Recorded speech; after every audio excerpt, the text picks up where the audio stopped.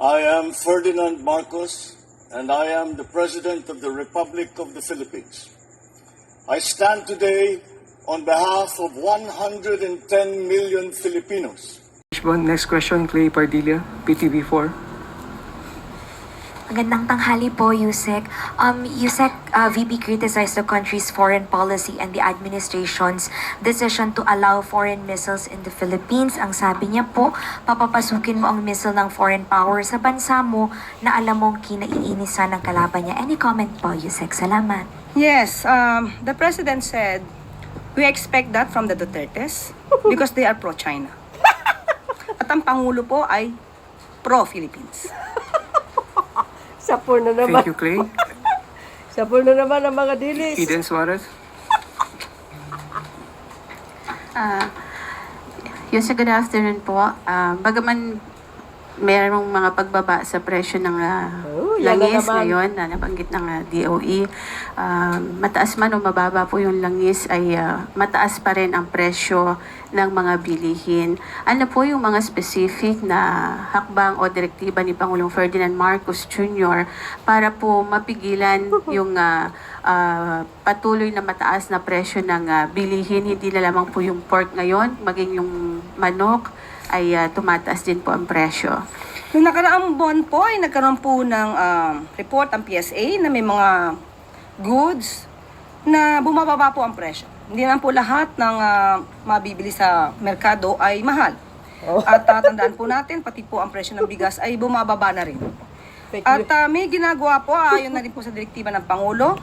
Ang isa po na mababanggit ko po na ginawa po at naging successful po, si DI Secretary Cristina Roque, ay nagkaroon po sila ng kasunduan ng Canned Sardines Association of the Philippines kahapon po, June 23, 2025, at napagkasunduan na hindi po itataas ang presyo ng dilatang sardinas. Ay, wow. So, sa ngayon po, at sabi nga po, mananatili na 21 pesos ang suggested retail price ng bawat 155 grams na lata ng sardinas. So yan lang po muna maiulat ko at hihingi po tayo ng karagdagang ulat sa DTI kung ano pa po ang maaari nating maibahagi sa inyo. Fake news talaga ito Yung si pong Eden. pork and chicken price po yung mataas, ano po yung ginagawa ng DA dito? Napag-usapan na rin po natin dati yan at nasagot na po natin na medyo may tumataas nga po na presyo dahil sa kailangan po na magkaroon ng bakuna yung ibang mga baboy. At hihingin po ulit natin na ibang detalye kung ano po ngayon ang prevailing price sa market po ng baboy at ng manok. Pero wala pong ASF ngayon. I think hindi po yun ang main reason bakit tumataas po yung presyo ng baboy. Ang sinasabi po ng mga biyahero ay parang hindi po kontrolado ng DA yung presyo sa yung farm gate price. Yan. Okay po, tatanungin po natin si DA Secretary patungkol po dyan kung may katotohanan po ang report na yan. Thank you, Eden. Ma'am Claire. Okay po. Sa technology. On the topic of AI, ma'am, last week a local official went viral over her alleged use of artificial intelligence for a prayer, which garnered negative reactions online. Now po, the government is counting on AI to boost digitalization and modernization of technology. While AI can be used for a lot of ways, and even bad ones, is the President looking to have regulations for AI or at least a creation of framework to promote responsible AI use? Nagkaroon po ng sectoral meeting noong May 20, 2025. Ang Presidente, ang Pangulo, kasama po ang DOST. At pinag-usapan po nila yung National Artificial Intelligence Strategy for the Philippines. At ngayon po ay nagagawa na po sila ng framework at pati po yung pag-develop po ng hubs na ang focus po ay on understanding artificial intelligence. Ang inuutos po ng Pangulo ay magkaroon po ng tuloy-tuloy na pag-aaral patungkol po sa AI, advantages at disadvantages po nito, ang application po nito sa bansa at yung mga best practices nito sa ibang mga bansa. At magkaroon po ng regular na policy recommendations and research findings. So, nandun naman po. Follow up lang po. Papalapit na po ang SONA. And there may be an effort to spread misinformation, targeting not just the president but other public officials as well. Ano po ang mensahe ng palasyo patungkol po dito? Unang-una po, pagbubutihan po ng gobyerno ang trabaho para po ito ay ma-reduce o masawata ang fake news, at hingin din po namin ang inyong tulong patungkol po dito dahil sa media po, social media, sa mainstream media, malaking tulong po. Kapag ka po kayo may nakikita na po na fake news, ito po ay mai-alarma agad sa taong bayan. So we need your help. Thank you po. Thank you, Rick. At bago po tayo magtapos, DBM, inaprubahan na ang additional 4,000 teaching jobs para sa taong 2025. Alinsunod sa direktiba ni Pangulong Marcos Jr. na palakasin pa ang suporta sa sektor ng edukasyon, inaprubahan na ng Department of Budget Management sa pangunguna ni Secretary Mina Pangandaman ang isa pang batch ng teaching positions para sa 2025. Wow. Aprobado na ang 4,000 new teacher 1 positions na may salary grade 11. Yes. Ito ang second batch na kukumpleto sa 20,000 teaching jobs na hiniling ng DepEd sa administrasyon. Bukod pa rito, sa naunang inaprobahan ng DBM na 10,000 non-teaching positions para sa DepEd nitong April 2025 lamang. Patunay ito sa pagtutok ng administrasyon ni Pangulong Marcos Jr. sa pagsasaayos ng edukasyon or education sector sa bansa.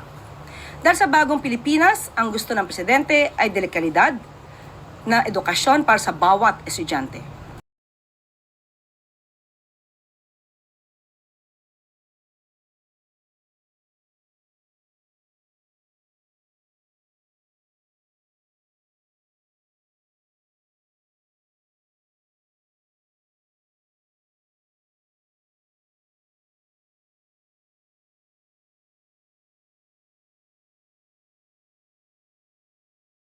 Di ba guys? Ganda. Aksyon, galing. aksyon, hindi bakasyon. Ang bilis na naging aksyon ng MMDA sa City Government of Manila na maghakot ng basurang nagkalat sa major roads ng lungsod. Dahil po sa malakas na pag-ulan nitong mga nakaraang araw, nagkaroon ng pagtambak ng basura sa maraming kalsada. Sa direktiba ng Pangulong Marcos Jr., agad na ipinag-utos ni MMDA Chairman Don Artes ang pagpapadala ng mga dump trucks upang makatulong sa paglilinis. Ayon sa datos ng MMDA, umabot na sa 49 tons ng basura ang nahakot at dinala sa Navotas Sanitary Landfill nitong umaga. Patuloy po ang panawagan ng MMDA sa publiko na maging responsable sa pagtatapon ng basura upang maiwasan ang pagbabara ng mga drainage at kalsada, lalo na sa panahon ng tag-ulan. Tama. At di na po nagtatapos ang ating press briefing. Maraming salamat. Magandang hapon para sa bagong Pilipinas. Ayun guys, narinig yun si Jose Castro. Laging supalpal yung mga dilis. O yan ha. Nationwide yan. Ngayon, alam nyo kung sino ang totoong pro-China. Hindi, totoo kasi naman yon. Dahil doon sa rally kasi ni Butangera, mga kababayan, sa ibang bansa, na mas pinagmamalaki niya ang China kaysa sarili niyang bansa eh. 'Di ba? Sa kayo makakitang ganyan? Nakakalungkot nga. Sabi ni Jose Castro nung isang press briefing niya na mismo kapwa mo Pilipino, sinisiraan mo pa ang turismo sa sarili mong bansa. Supposed to be, nasa ibang bansa ka, ipromote mo dapat. Lalo na pag mataas kang opisyal ng gobyerno, ikaw mismo ang mag-promote. 'Di ba? Para makaingganyo ka ng maraming banyaga na mamuhunan dito sa bansa. Tulad ng ginawa ni Pangulong Marcos Jr. Sinadya niya, pumunta doon sa Japan. Nag-i-encourage ng mga investor. Ipinagmamalaki ang Pilipinas. Ito naman si Butangera, lalo niyang dinadrag pababa ang bansa natin. Biro nyo mismo. Kasama niya yung mga aliporis niya, mga dilis. Grabe. Saan kayo makikita mismo kapwa mo Pilipino? Kaya wala tayong asensyo. Kasi kung ganito ang mga opisyal ang ihalal nyo, ay nako, kawawa lang tayo. Pero may magagawa tayo. Na hindi natin pwedeng ihalal ang mga tao na yung pansarili lang ang iniisip. Na gusto nila yung ganit sa kapangyarihan para lang sa pabida-bida, ganun, pasikat-sikat. Oh, 'di ba? Kung tutuusin, wala namang alam, hindi naman fit, magiging pangulo. Oh, palpak pa yung hinawakan niyang posisyon. 'Di ba? Hindi dapat. Kailangan yung ihalal mo, yung talagang kaya niya nagampanan yung posisyon niya, kaya niyang gampanan ang problema na dapat solusyonin. Hindi man 100%, pero kahit papano nakikita ng taong bayan na nagtatrabaho. Tulad ni Pangulong Marcos Jr., guys, tingnan nyo naman. Ang Pangulo, walang parang hindi yata nagpahinga eh. No?